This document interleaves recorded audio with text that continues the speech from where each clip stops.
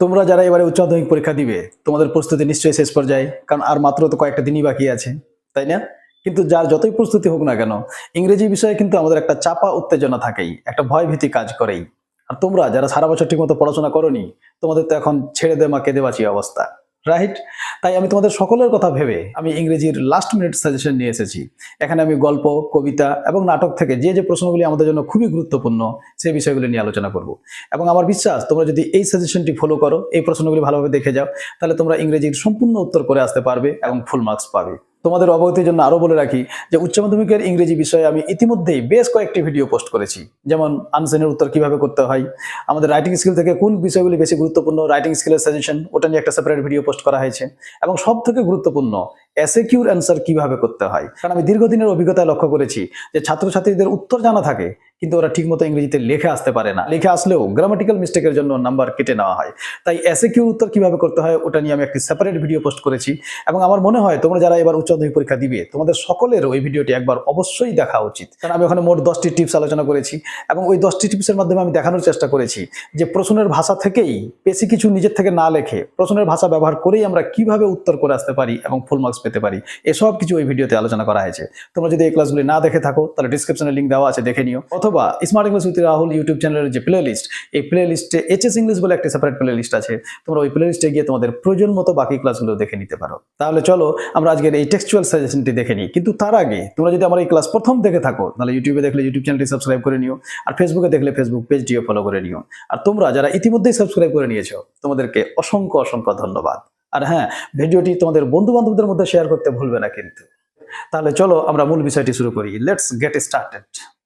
আমার স্নেহের ছোট ভাই বোনেরা, আমরা মূল সাজেশনে যাই তার আগে আমি তোমাদের কয়েকটি কথা বলে নিই। তোমরা জানো আমাদের সিলেবাসে 4টি গল্প আছে, 4টি কবিতা আছে এবং একটি নাটক আছে। 4টি গল্প থেকে আমাদের একটি করে বড় প্রশ্ন আসবে, অর্থাৎ 4টা বড় প্রশ্ন থাকবে। এর মধ্যে আমাদের যে কোনো 2টি প্রশ্নের উত্তর করতে হবে। তোমরা একটা কাজ করতে পারো, এই 4টি গল্প থেকেই নোটস মুখস্থ না করে একটা গল্পকে বাদ দিয়ে দাও এবং 3টা গল্পকে ভালো করে ফলো করো। তাহলে কি হবে যে আমরা 3টি গল্প থেকে 3টি বড় প্রশ্ন পেয়ে যাব, রাইট? আমাদের কটার উত্তর করতে হবে? 2টোর উত্তর করতে হবে। তাহলে 3টি প্রশ্নের মধ্যে যে 2টি প্রশ্ন তোমার খুব প্রিয় হবে, খুব ভালো লাগবে, সেই 2টি প্রশ্নের উত্তর করবে, আর একটা তোমার হাতে অপশন থাকবে, রাইট? ঠিক একই কবিতার ক্ষেত্রেও 4টি কবিতা থেকে 4টি বড় প্রশ্ন থাকবে, আমাদের 2টোর উত্তর করতে হবে, যে কোনো 2টো। তাহলে আমরা এখানেও একটা কবিতা বাদ দিতে পারি আর 3টি কবিতাকে ভালোভাবে পড়ে যেতে পারি। তাহলে এই 3টি প্রশ্নের মধ্যে আমার তবু একটা অপশন থাকবে, কারণ আমাকে যে কোনো 2টোর উত্তর করতে হবে, রাইট? আর নাটক থেকে আমাদের 3টি বড় প্রশ্ন থাকবে। নাটক তো একটাই, কিন্তু ওখান থেকে 3টি প্রশ্ন থাকবে, যে কোনো একটি প্রশ্নের উত্তর করতে হবে। তাহলে এইভাবে তোমরা একটু চাতুরতার সঙ্গে প্রস্তুতি নিতে পারো। মনে রাখবে, বেশি পড়লেই কিন্তু বেশি নাম্বার পাওয়া যায় না, সিস্টেমেটিকলি পড়তে হয়, চাতুরতার সঙ্গে পড়তে হয়, রাইট? তাহলে চলো এবার স্ক্রিনে লক্ষ্য করো আর আমাদের যে গল্প, কবিতা এবং নাটক, এই গল্প, কবিতা, নাটকের সাজেশনটি দেখে নাও। চলো তাহলে সব প্রথমে আমরা স্টোরি থেকে শুরু করব, অর্থাৎ গল্প থেকে শুরু করব। লক্ষ্য করো the eyes habit. The eyes হ্যাবিটের যেটি প্রথম সাজেশন, লক্ষ্য করো, she would forget our brief encounter. Question কি? Who said this and about whom? কে বলেছে এবং কার সম্পর্কে বলেছে? What is the brief encounter referred to here?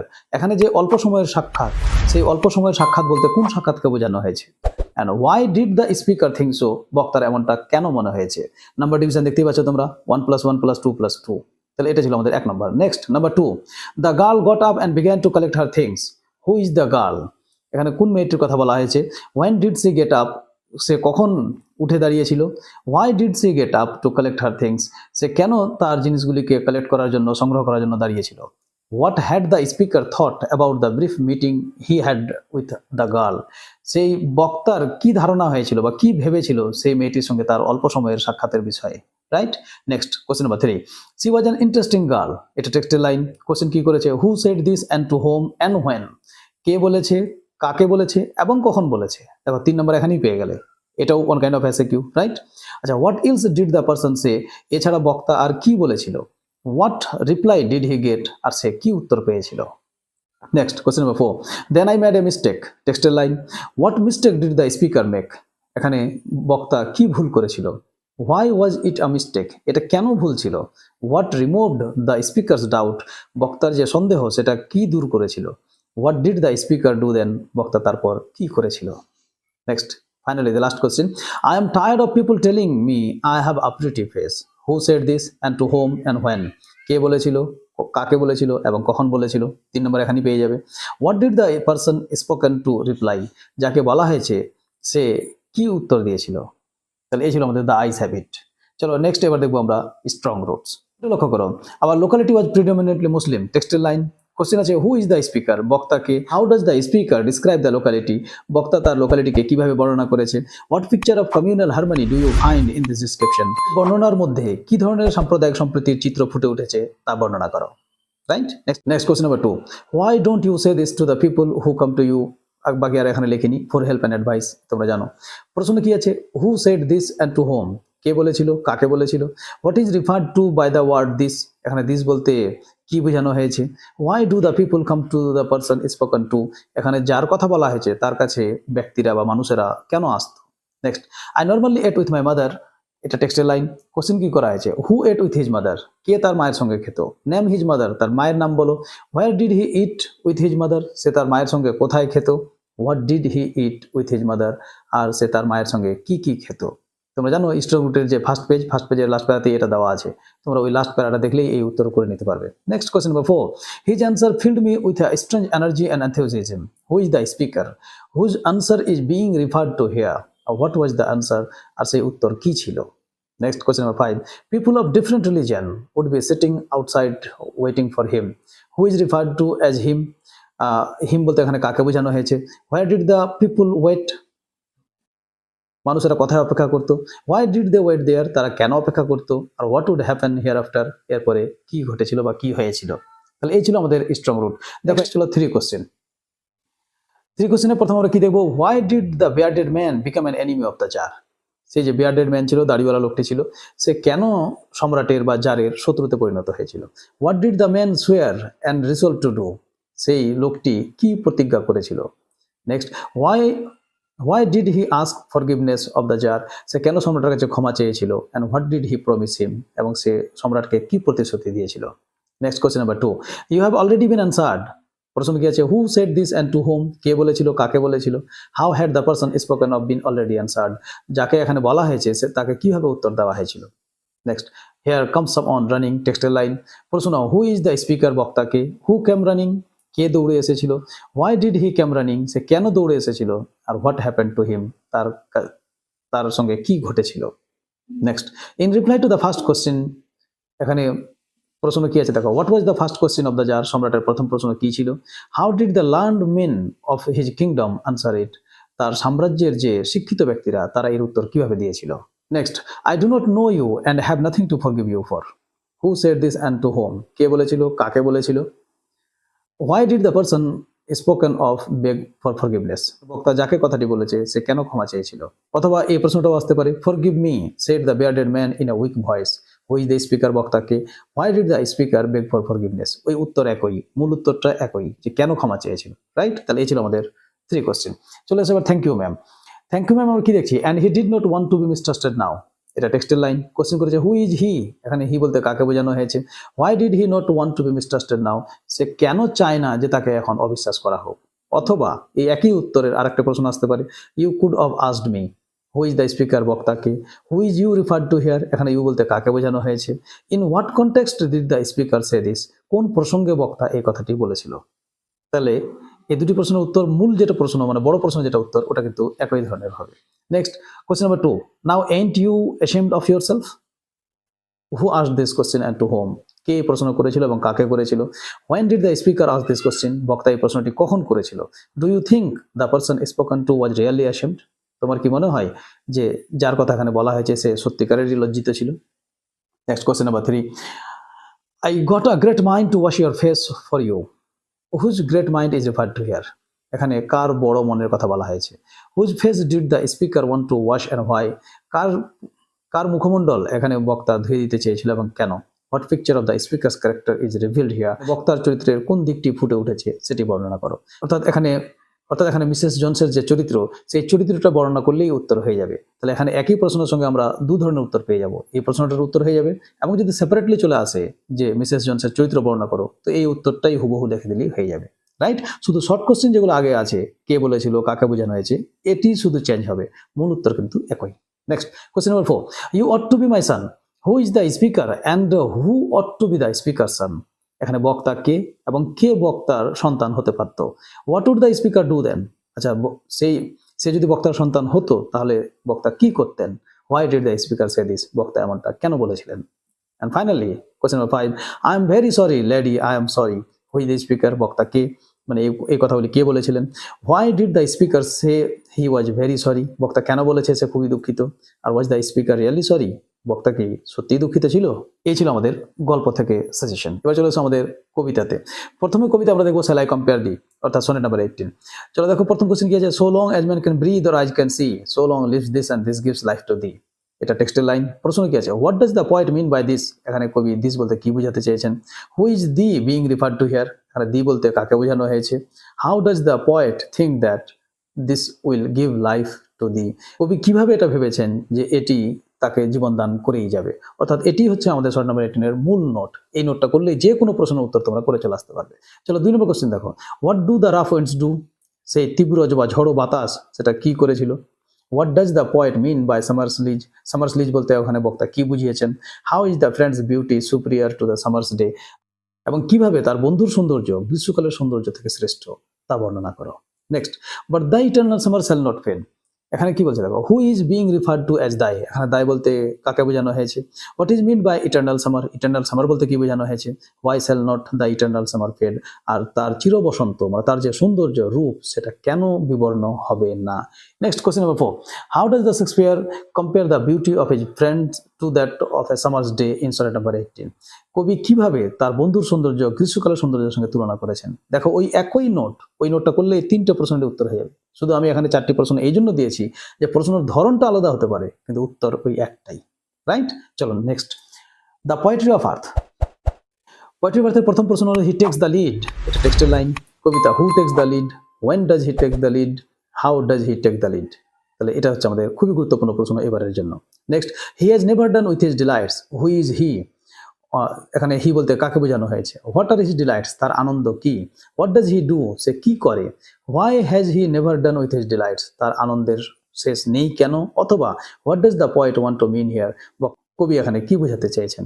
Next question number 3, identify the voices of the poetry in the poem the poetry of earth, the poetry of আর্থে যে ভয়েসগুলির কথা বলা হয়েছে, যে কণ্ঠস্বরের কথা বলা হয়েছে সেগুলির বর্ণনা দাও। How does Keats establish continuity through this voices, আর কবি কিটস এই কণ্ঠস্বরগুলির মধ্যে কিভাবে কন্টিনিউটি বজায় রেখেছেন তার বিবরণ দাও। এটাই এই কবিতার মূল সারাংশ বা মূল বিষয়বস্তু। Next question number 4, what picture of summer is presented in the poetry of earth, how has it been carried on to the picture of winter. দেখো এখানে গ্রীষ্মের কোন চিত্র তুলে ধরা হয়েছে, আর এটা তারপরে শীতকালের বিবরণ কিভাবে দেওয়া হয়েছে। 3 নম্বর কোশ্চেন আর 4 নম্বর কোশ্চেন, এই দুটি প্রশ্নের উত্তর কিন্তু হুবহু এক, সেম, কোনো পার্থক্য নেই, রাইট। চলে এসো আবার নেক্সট কবিতা, asleep in the valley. Asleep in the ভ্যালিতে আমরা কি দেখছি দেখো, 1 number question, the humming insects don't disturb his rest, এটা টেক্সটের লাইন বুঝতেই পারছো। হু রেস্ট অ্যান্ড হোয়ার, কে বিশ্রাম নিচ্ছে এবং কোথায় বিশ্রাম নিচ্ছে। Why is his rest not disturb by insects, কেন তার বিশ্রামে পতঙ্গরা ব্যাঘাত ঘটাতে পারবে না। Point clear. Next, in his side there are 2 red holes, টেক্সটের line. Who is the person refer to here, এখানে কার কথা বলা হয়েছে। What do the 2 red holes signify, দুটি লাল গর্ত বলতে এখানে কি বোঝানো হয়েছে। What attitude of the poet to war is reflected here, এখানে যুদ্ধের প্রতি বক্তার কোন দৃষ্টিভঙ্গি কোন মনোভাব ব্যক্ত হয়েছে তা বর্ণনা করো। ইট ইজ দ্য কি notes of this poem asleep in the valley, কারণ আমরা জানি এটা অ্যান্টি ওয়ার পোয়েম। তাহলে কবির অ্যাটিটিউড বর্ণনা করতে বলুক বা লাইন তুলে এইভাবে প্রশ্ন করা হোক, উত্তর কিন্তু একটাই হবে, যদি অ্যাটিটিউড থাকে এটাই উত্তর হবে, right. Next question number 3, how does the poet express the futility of war through his poem asleep in the valley, what message does he want to convey. ওই একই উত্তর যে how does the poet express the futility of war, যুদ্ধের যে বিভীষিকা বা ভয়াবহতা কিভাবে বর্ণনা করেছেন। তাহলে এটা আর কবির অ্যাটিটিউড একই প্রশ্ন একই উত্তর, right. Next, justify the significance of the title of the poem asleep in the valley, শুধু কোশ্চেনের ধরন আলাদা। তোমরা যদি ওই প্রশ্নটা মনে করো যে ফিউটিলিটি অফ ওয়ার, যদি ওই নোটটি মুখস্থ করো তাহলে ওটাই এখানেও লিখে দিবে, উত্তর হয়ে যাবে, রাইট। তাহলে দেখো একটা বা দুটো নোট মুখস্থ করতে হচ্ছে, তাহলে সব উত্তর হয়ে যাচ্ছে। এবার চলে এসো আমাদের শেষ পর্যায়ে, আমাদের যে নাটক the proposal, very funny, right, খুব এনজয়েবল একটা নাটক। আচ্ছা, এখান থেকে আমরা প্রশ্ন কি করে যাব, লক্ষ্য করো আমাদের এই নাটক থেকে 3টি প্রশ্ন আসবে, আমরা ইতিমধ্যেই বলেছি যে কোনো একটি প্রশ্ন উত্তর দিবে। কিন্তু তোমরা যদি বিগত বছরের প্রশ্নগুলো লক্ষ্য করো তাহলে একটি বছর বাদ দিয়ে প্রায় প্রতি বছরে এই 3টি চরিত্রের কোনো না কোনো একটা চরিত্রের থেকে প্রশ্ন এসেছেই। অর্থাৎ আমরা জানি এই নাটকের 3টি চরিত্র, নাতালিয়া, চুবুকভ এবং লোমভ। এই ঘুরে ফিরে এই 3টি চরিত্রের কারো না কারো একটা প্রশ্ন এই 3টি প্রশ্নের মধ্যে থাকেই। অর্থাৎ আমরা এবারও ধরে নিতে পারি যে আমাদের যে 3টি প্রশ্ন দেওয়া হবে তার মধ্যে একটা চরিত্র থেকে প্রশ্ন থাকবেই। সরাসরি চরিত্র লিখতে বলতে পারে, অথবা লাইন তুলে দিয়ে প্রশ্ন করে বলবে এখানে বক্তার কোন চরিত্র ফুটে উঠেছে বা কোন দিকটি ফুটে উঠেছে। তো ওটা তো চরিত্রের প্রশ্ন, রাইট? তাহলে গত বছর নাতালিয়া এসছে, তাহলে আমরা ধরে নিতে পারি যে এবার নাতালিয়া আসবে না, তাই না? মানবিক খাতিরে আমরা ধরে নিতে পারি যে আসবে না। তাহলে থাকলো কে? চুবুকভ এবং লোমভ। আমার মনে হয় আমরা 1 নম্বরে চুবুকভের চরিত্র মুখস্থ করব, আর 2 নম্বরে লোমভের চরিত্র মুখস্থ করব। এই দুটো করলেই তোমরা এখান থেকে একটা কমন পেয়ে যাবে আমার বিশ্বাস। কিন্তু যারা রিস্ক নিতে চাও না, তাহলে আমরা এর বাইরেও আরো কয়েকটা প্রশ্ন দেখে যাব, রাইট? চলো তাহলে 1 নম্বর কোশ্চেন আমরা কি দেখছি দেখো। Estimate the character of Chubukov as you find him in the play the proposal, or consider Chubukov as a sensible father. এটা আমাদের ওই চুবুকভের চরিত্র। অথবা এই প্রশ্নটা ঘুরিয়েও আসতে পারে, she is like a lovesick cat, who said this and about whom. কে বলেছেন এবং কার সম্পর্কে বলেছেন। Analyse the character of the person referred to here under the light of the comment above. তাহলে বুঝতেই পারছো ওই আবার তার চরিত্র মানে চুবুকভের চরিত্র ওটাই। Next question number 2, sketch the character of Lomov as presented in the play the proposal. অর্থাৎ প্রপোজাল নাটকের ভিত্তিতে আমাদের লোমভের যে চরিত্র সেটি চিত্রিত করো। আমাদের এই প্রশ্নটা লাইন তুলেও আসতে পারে, অর্থাৎ লোমভের কোনো একটা লাইন তুলে দিবে, দিয়ে ওখান থেকে আমাদের প্রশ্ন করতে পারে যে এই লাইনের মাধ্যমে বক্তার কোন চরিত্র ফুটে উঠেছে। এক কথায় যদি লোমভের চরিত্র নিয়ে প্রশ্ন আসে তাহলে এই নোটসটি লিখে চলে আসবে। Point clear? তাহলে 2টি চরিত্র হয়ে গেল। এবার আমরা এক্সট্রা কি প্রশ্ন দেখে যেতে পারি দেখো। কোশ্চেন নাম্বার 3 তে আমরা কি দিয়েছি, if you like I will make you a present of them. তাহলে এটা টেক্সটের লাইন। কোশ্চেন আসতে পারে who is the speaker, who is the person spoken to. এখানে কার কথা বলা হয়েছে। What would the speaker make of a present of, এখানে বক্তা কোন জিনিসটি উপহার হিসাবে দিতে পারেন। এখানে প্রেজেন্ট মানে কিন্তু উপহার, এটা মনে রাখো। আর why did the speaker say so, বক্তা এমনটা কেন বলেছেন, রাইট? আচ্ছা, question number 4, and it is impossible for me not to marry, why is the speaker so interested to marry. বক্তা বিবাহ করার জন্য এতটা আগ্রহী কেন ছিল? বিয়ে করতে কাকে ভালো লাগবে না, রাইট? ইয়েস। চলো মজা নয়, এখন বি সিরিয়াস, পয়েন্টে ফিরে আসো। Whom does he want to marry, আর বক্তা এখানে কাকে বিয়ে করতে চেয়েছিলেন, অ্যান্ড হোয়াই, এবং কেন বিয়ে করতে চেয়েছিলেন। Point clear? ইয়েস। আরেকটা কোশ্চেন তোমরা দেখে যেতে পারো, I have been hoping for it for a long time, who is the speaker, what does it refer to, how did the speaker come to know about it, আর what more did the speaker say in this context. এখানে তোমাদের আমি আরেকটা জিনিস বলে রাখি, এই question number 4 এর সঙ্গে আমরা আরেকটা কোশ্চেন যুক্ত করে দিতে পারি। ওই যে ম্যারেজ প্রপোজাল কেন সবার কাছে গুরুত্বপূর্ণ ছিল, হ্যাঁ এই বিষয়টাও, এই নোটটাও কিন্তু 4 নম্বর নোটের সঙ্গে আমরা জুড়ে দিতে পারি, ওই একই ধরনের উত্তর। তোমরা যদি এর বাইরেও মনে করো যে আরো একটা কোশ্চেন দেখে যাবে, তাহলে সোশ্যাল লাইফ এই প্রশ্নটি একটু দেখে যেতে পারো। হোপ যে আমি এখানে যে প্রশ্নগুলির কথা তোমাদের বললাম, তোমরা যদি এই প্রশ্নগুলি ভালোভাবে দেখে যাও, তাহলে 99% চান্স আছে তোমরা এখান থেকে সব কমন পেয়ে যাবে। আর 1% বাই চান্স যদি এখান থেকে কমন নাও বা আসে, অর্থাৎ যেহেতু গল্প, বড় বড় গল্প, বুঝতেই পারছো কোনটা লাইন তুলে দিবে কে জানে, কিন্তু যে প্রশ্নই করুক না কেন এই কয়েকটি প্রশ্ন উত্তর দেখে গেলে তোমরা বাকি প্রশ্নগুলোর উত্তর এখান থেকেই করে আসতে পারবে। কারণ মূল বিষয়বস্তু একই, শুধু প্রশ্ন করার ধরন আলাদা বা লাইন আলাদা হতে পারে। I hope you got the point, right? আশা করি তোমরা এই অনুসারে প্রস্তুতি নিবে এবং খুব সুন্দরভাবে ভালোভাবে পরীক্ষা দিয়ে আসবে এবং ভালো নম্বর পাবে। হ্যাঁ, কিন্তু সঙ্গে এটাও মনে রাখো, তোমরা যারা এই ক্লাসটি দেখছো, যদি আমার চ্যানেলটি এখনো সাবস্ক্রাইব না করে থাকো তাহলে অতি সত্তর আগে সাবস্ক্রাইব করো। আর যদি সাজেশনটি ভালো লেগে থাকে তাহলে লাইক বাটন দাবোনি কেন, লাইক করো, কমেন্ট করো, আর ভিডিওটিকে বন্ধু বান্ধবদের মধ্যে অবশ্যই শেয়ার করো।